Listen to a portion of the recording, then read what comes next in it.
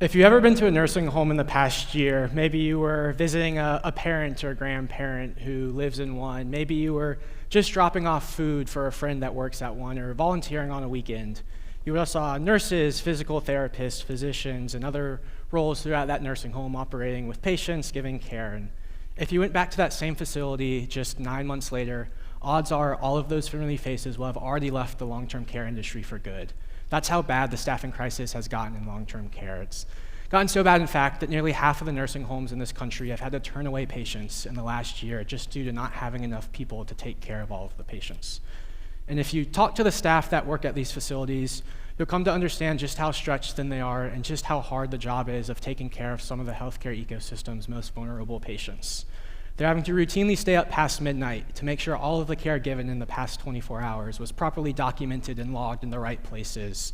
They're having to read these 200, 300, sometimes 400-page long PDF packets just to pull out the 2 sentences that actually matter on page 167. And they're having to also deal with the dreaded surprise visits from the state surveyors, where every little clinical judgment call they make is brought under a microscope and they're asked, why did you do this? Why did you do this? When all they were trying to do was help the patients that they serve. And I wish I could say it was a problem that has a light at the end of the tunnel and a problem that's going to get better, but the truth is it's not. It's only going to compound and get worse. Every year that goes by, America's population gets incrementally older and older, and the number of people that will need long-term care of some kind over the next 25 years is going to double. The silver tsunami, as people like to call it, is on the horizon, and providers today are already drowning just trying to keep up with the needs of the current patient population. Now, caregivers will continue to show up and continue to give care, but now it's time for the rest of the policymakers and vendors alike to meet these operators where they are at, to clear any roadblocks in the way of hiring and equip staff with the tools necessary to give care that will scale through this historic period of high growth in the number of patients that need this care. Now, to understand why policy can play such an important role here, you have to understand how these facilities take in money and get funded. The primary mechanism for this is Medicaid state-level reimbursements. And the way that Medicaid reimburses labor specifically is it's on a lag period. So a nursing home throughout the course of the year will look across all the different roles that they staffed, how many CNAs worked how many hours, how many floor lead nurses worked how many hours, what the wages were. They'll aggregate this, send it off to Medicaid, and then wait for 2 years as Medicaid digs through this data, make sure it all checks out, make sure it all makes sense and ties together and everything's taken care of. Then after those 2 years are up, Medicaid will issue the reimbursement dollars back to the facility. In that 2-year lag, you may say, it makes sense. Governments kind of don't move fast how they are, and there's hundreds of facilities in each state, and so it takes time to dig through this data and analyze this data. But you have to put yourself in the shoes of a nursing home operator who's trying to make hiring decisions today, but the only money they have are equivalent to the costs that they spent 2 years ago. If there's any level of inflation, this eats away at the ability and funds they have to make these hiring decisions. And in a broader economy where there's this intense wage competition from not just the rest of healthcare, but other areas outside of healthcare, this 2-year gap causes these facilities to be so financially strained that they can't offer the wages that they want to offer to potential nurses to work in the facilities. And these workers naturally leave long-term care and go work in hospitals or even just outside of healthcare as a whole. Now, some states have tried to tackle this problem and specifically this wage lag issue head on. Some have been successful, some have not, but one state that was incredibly successful in combating this issue was Illinois. Back in 2022, they implemented what's called the Strive Target Staffing Ratio. And what that Strive Target Staffing Ratio did is it took into account a handful of different staffing-related metrics. So how many CNAs worked how many hours, how many RNs worked how many hours, what the wages were, what the acuity of the patients were in the building, what actual care did those patients need, and distilled all of that down into just a one singular Strive Target Staffing Ratio. And if a facility hit this staffing ratio in any given quarter, they would get an additional reimbursement add-on incentive in the quarter that they hit the ratio. So it makes sense, you staff more today, you get paid more today, and instead of having to wait 2 years to receive the money, the cash outlays match the cash inflows. So nursing home operators were actually able to go and hire and make the job offers that they wanted to make to the nurses that they wanted to have. When this program first rolled out in Illinois, 150 of the state's 750 facilities did not meet the staffing target ratio. These were facilities that were struggling to find nurses, to recruit nurses, to keep nurses on their staff. And Just 18 months after this staffing ratio was implemented, the number of facilities that did not meet this went from 150 down to 50. That's a 2/3 reduction in the number of understaffed facilities in a singular state. And what's critical to also understand here is that the majority of facilities that are struggling the hardest are rural facilities that are the only option for long-term care in any given geographical area.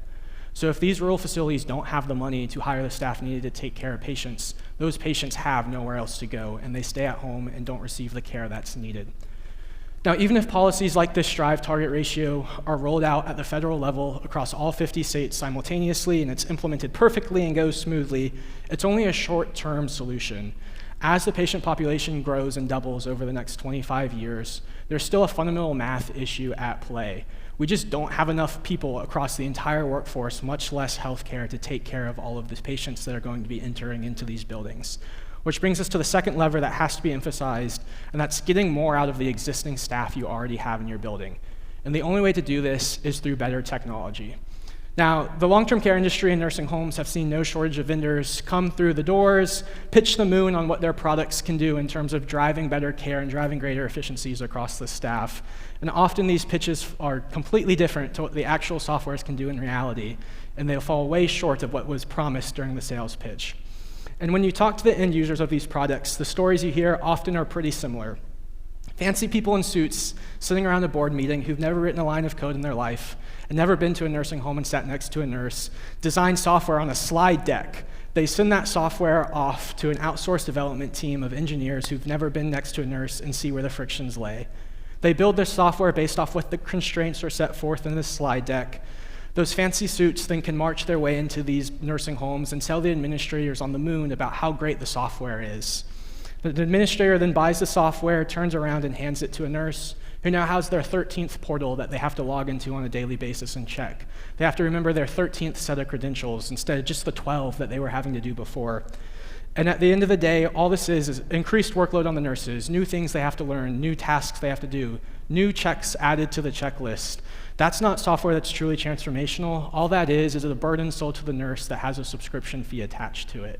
In order to build truly transformational software, you can't do it from a boardroom or from an office space. You have to be engineers have to show up, be on site with these nurses, sit next to them week in and week out, and see where the frictions lay in their workflow, and see where the opportunities are, not to add tasks to a nurse's plate, but to take tasks off of the nurse's plate. No one goes into healthcare, no one becomes a nurse to sit behind a computer and click buttons on a screen, but that's so often what happens nowadays. And building truly transformational software that will work for the nurses, not against them, is what needs to happen. It's softwares that can autonomously monitor every single patient's health 24/7, 365, so that the second a health decline is noticed by the software, it immediately notifies the right nurse, so they can intervene in seconds as opposed to hours or days that it will take now. It's softwares that can read those 300-page long PDF packets and never miss those 2 sentences on page 167 that matter, which cause downstream care issues. Now, this software can't be just another market opportunity for those suits to look at and seize. It truly has to be a mission, because the people at the other end of these softwares that are going to be using it are taking care of someone's mother, someone's father, someone's spouse. At the beginning of my talk, I asked if you'd ever been in a nursing home and seen a nurse working with a patient, or seen a physical therapist helping patients with their functional abilities. And the truth is, in 9 months, those people you saw probably won't be in those nursing homes anymore and probably won't be in the long-term care industry. And it's not because they stopped caring for patients. It's because policymakers and technologists did not make it possible for them to stay.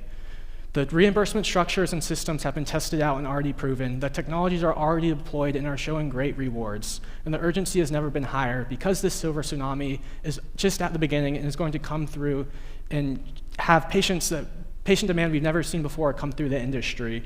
And it's not a matter whether these caregivers will show up, but the rest of the ecosystem has to embrace these changes and strive for good, or else these caregivers are going to drown in it.